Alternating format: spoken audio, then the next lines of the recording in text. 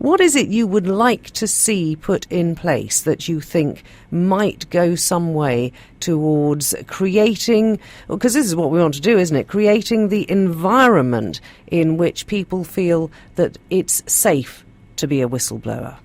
The idea is to have a legal environment in which somebody that sees that in his job something is happening which is wrong, and he gives advice to his superiors and he doesn't see anything done about it.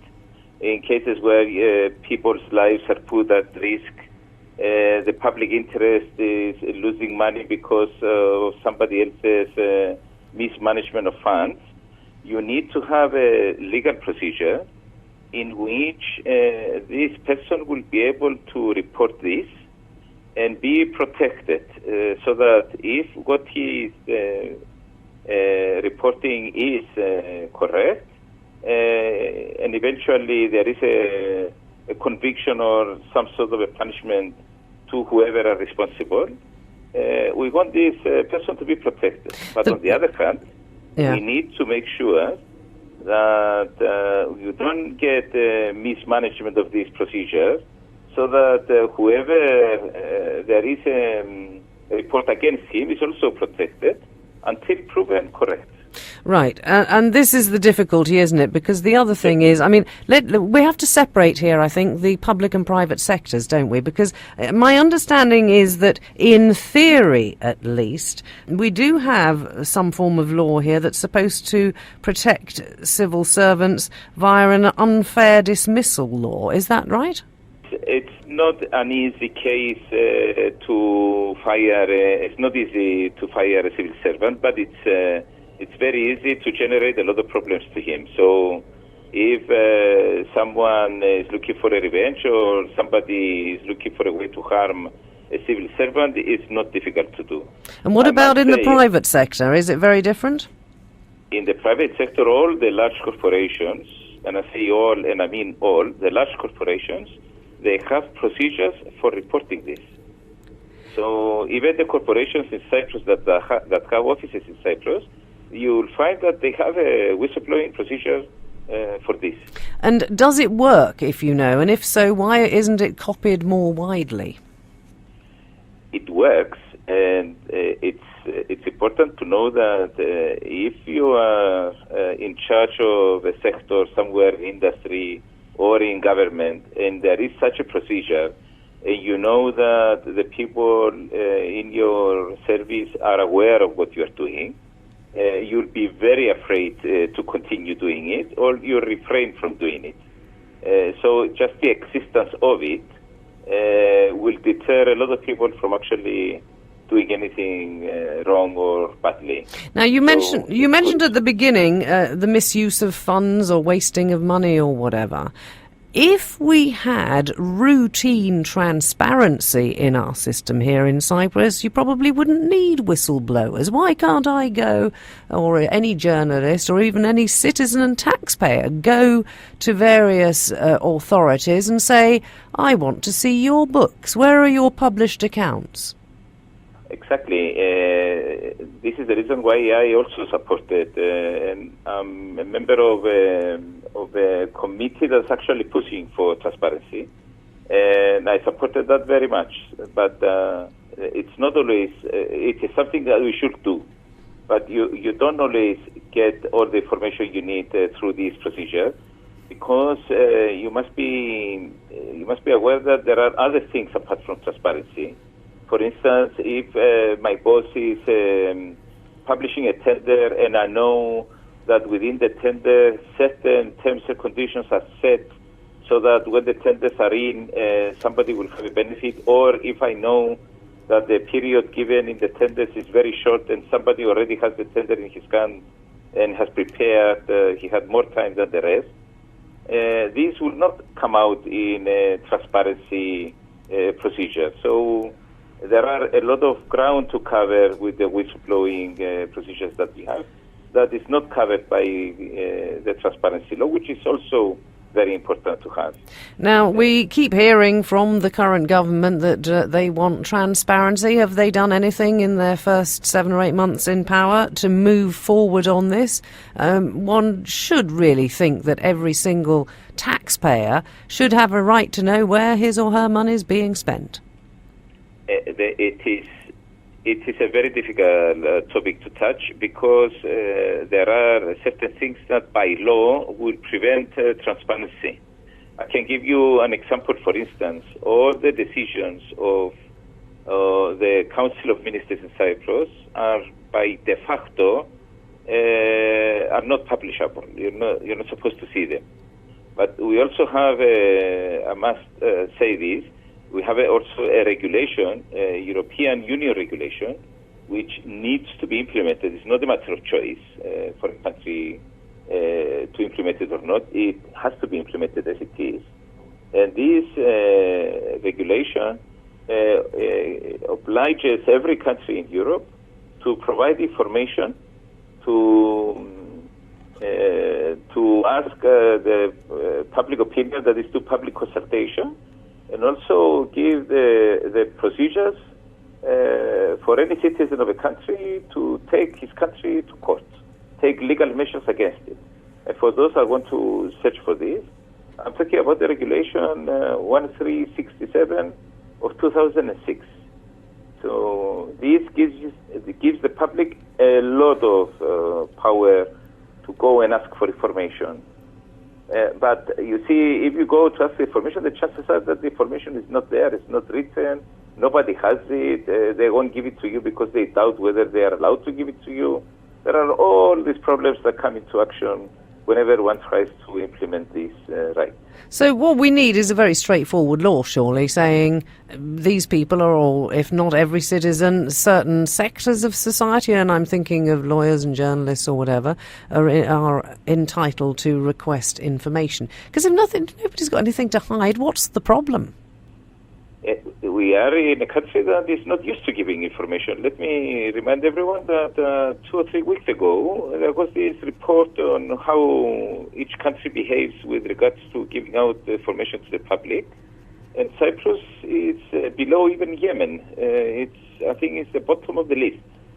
We are not a country that is geared to give information and to support the public in asking for support documents and stuff like that.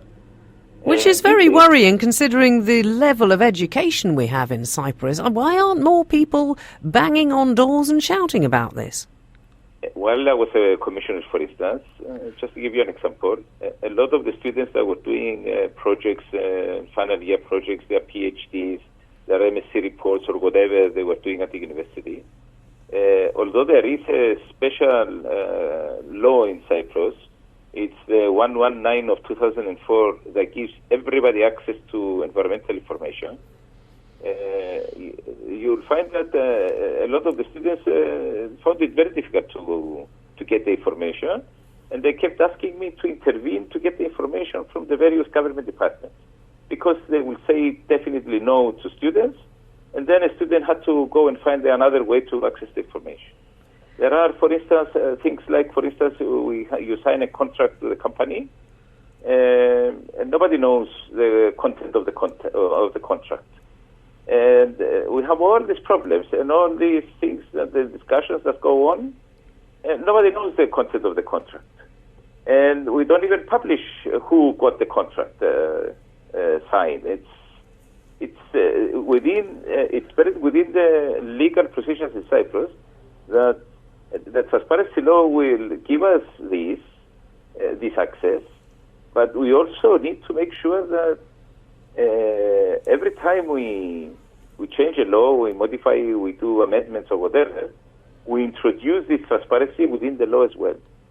And do you see us anywhere near doing that, Pampos? Because this has gone on long enough, surely, hasn't it? No. Actually, it's in the Maria explosion, for instance, around that time, I published an article about this, and it had the title that "My Boss is Stealing," and it was published in all the papers.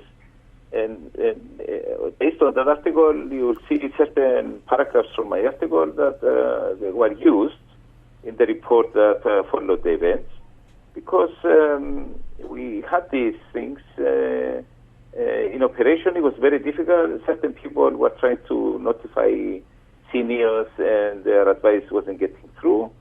It's not always about money. It's about safety. It's about saving lives. It's about protecting the environment. So we need Listen, in the private sector, it's about corporate and individual responsibility. In the public sector, it's also surely about responsibility. And governments have a responsibility not only to ensure that their employees are doing the right thing, but also that the people those employees are supposed to be serving can see that they're doing the right thing. But you'll find the politician getting in trouble for not doing the right thing. But you will never find a civil servant getting in trouble for not doing the right thing. Why not? The politician is exposed to the public, the newspapers, everybody is asking for accountability from him. The way we are organized in Cyprus, accountability of the civil service is not to the level that people think that it is. It needs to be improved immensely. And there are many, many examples to show these up to now. And you see contracts that are signed that give tremendous advantages to the private sector, the company that signed the contract. You see decisions making that we spend money to build an army camp, and 3 months later we abandoned it. And nobody was asking for responsibility for decisions like this. There are many examples to do this. But the truth is that if a politician is involved in one of these, all the media will go on to the politician. Eventually, we'll press him to resign. You don't see this happening within the civil service or even within the semi-government organization. Do we therefore need, what is needed to change that? Because how you change the system as it is now to make for not only productivity, which is the big thing in terms of the economic situation, but accountability as well? Yes, it's something that needs to be introduced within the duties when you are appointed in government. This needs to be introduced, or it needs to be introduced into the civil service law, which is the law 1 of 1990, which describes the operation of the civil service. And within that law, to go back to whistleblowing, we needed to change the law to introduce whistleblowing, because we were asked by the European Union to do this before we entered the Union in 2004.